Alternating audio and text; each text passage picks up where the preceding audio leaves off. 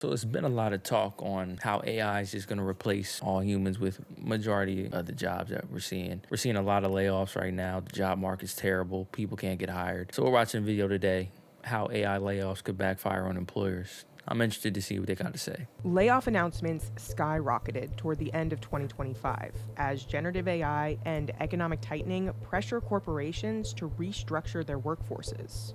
Many companies are cutting costs by trimming middle management and, in certain industries, eliminating entry-level roles that can be replaced by AI. But layoffs aren't the only thing experts are concerned about.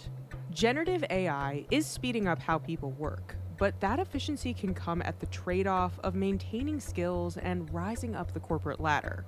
It might save a buck now. The challenge becomes, in a few years down the road, where is the pipeline of talent to move into those really important middle ranks of your company? I think there's going to be a market failure where If you're replacing all the entry level jobs with AI, you have no one else training to come after the people in those middle and upper management positions that are going to eventually leave. So that's a big gamble. Are you hoping that AI is going to get to a point in a few years where there's no turning back and you're never going to need anyone to replace those roles or anything like that? Like, it's a big gamble. whereby companies are reticent to really continue to invest in training young people instead of just simply turning to the cheaper AI to do those tasks if they fear some competitor is just going to poach. The way you make a senior employee is not through school, it's by doing the job alongside someone who knows more, and you learn by doing, and that's where the bulk of our skill comes from. Here's how AI may be killing people's chances at a promotion.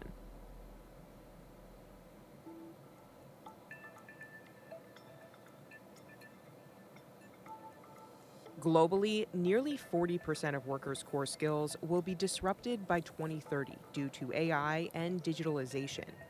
It may be difficult for newer employees to build the skills they need due to organizational flattening. The process for building skill has been the same for about 160,000 years. And it consists of trying to do something that is close to the edge of your capability, but not at it, alongside someone who actually has already done it repetitively and knows how to do it, i.e. an expert. So a novice and an expert working together on a real problem. You work your way through a number of problems and eventually you find yourself with somebody looking over your shoulder, trying to learn from you.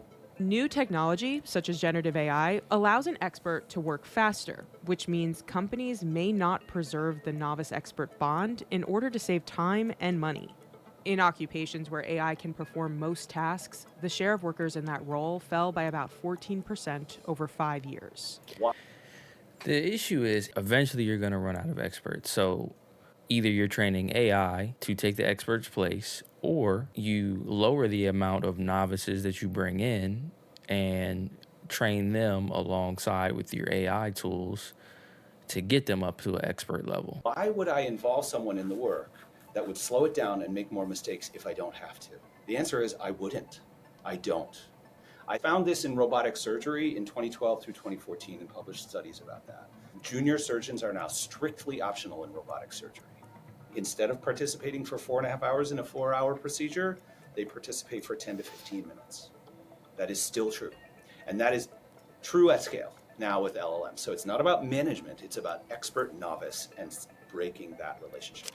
The challenge is if everyone takes that mindset of, I can't guarantee these folks are going to stick around and be my mid-level talent, I'm just going to save a buck today. If everyone does that, the entire pipeline of talent starts to collapse. And in a few years, employers in lots of sectors are going to find themselves in trouble. 100%. The issue is, too, you're betting on all your mid-level and expert talent to stay, like you said, but when they leave, that knowledge is also going away too in whatever company that you have. And if you get rid of all the novices, they had no one to pass that knowledge to. So you're just shooting yourself in the foot. Doesn't make sense. Generative AI is currently able to do the work of some entry-level employees. But right now, at least, it isn't capable of taking on more advanced tasks that may require interpersonal skills or sensitive judgment. So think the law partner advising clients as opposed to sort of sitting behind a desk and drafting contracts. So the challenge is going to be what happens if employers thin out their ranks of those early career jobs that bridge education to that kind of expertise. How in the world are young people going to get trained up to come in at a level 3 if they haven't done level 1 and level 2? Their business is going to fail, or they're just going to have to go back and start trying to hire once they realize short term it saved them some money, but long term it cost them their business once the experts and the executives start phasing out. This is a really existential challenge for employers because they might be excited to save on labor costs today. So why am I going to invest in training up? If the billable hours aren't there with the young lawyers, why am I going to take on extra first-year associates that I don't need in the same leanest model? Why would my competitor not just poach those young people? We need to expect that the economy is not investing to keep this expert-novice relationship alive in the work. In fact, we are aggressively breaking that relationship through default use of AI. And that means in 3 to 5 years, whatever firms, organizations, occupations were counting on that ladder continuing to work are going to face a new nasty set of problems. Cleanup is always harder than prevention. It's going to be years before AI is really, truly in a place where you can just get rid of humans for a specific job task. Right now, you need humans to work alongside the AI to make their jobs easier. But a lot of these companies that are jumping the gun, trying to skip straight to, oh, we can save profits by cutting these people, those are the ones that aren't going to be around. This notion of how people are going to advance in their careers, what is the training going to look like? What has to happen first in higher ed to get them ready for these roles? But importantly, what should employers be doing differently to train up workers if those early career, low stakes, but still well-paid roles are thinning out? How do we make sure employers aren't just optimizing only for the short run? I personally think we probably need some public policy tools and some outside intermediaries to really help with this training challenge. You for sure are going to need policies against that. But realistically, only the massive companies with the disposable budget and things like that are going to be able to really just cut losses, to be able to cut jobs like that, to try and ride out this AI wave to get profitable. They have enough profits to cut, make a mistake, and then just rehire. The smaller companies, the medium-sized companies are going to be the ones, if they're dumb enough to do that, their business is going under. This is also a problem for companies. 63% of employers surveyed expect skills gaps in the labor market to hinder organizational transformation. 42% of employers expect talent availability to decline between 2025 and 2030.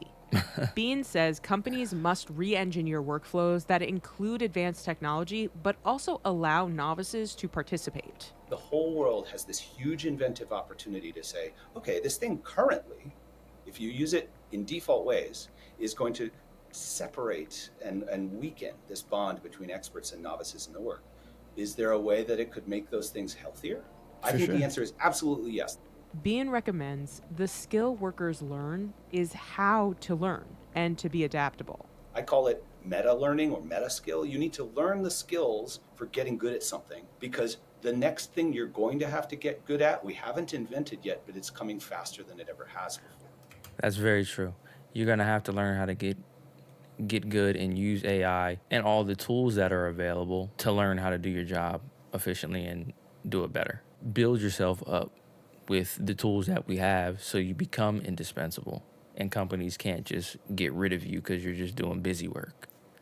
So that makes sense. Practice it repeatedly until A, you can help yourself, but B, much more importantly, you can help other people, protect their skill, and then maybe even design tech that can help everybody not dumb themselves down with the current AI that we've got.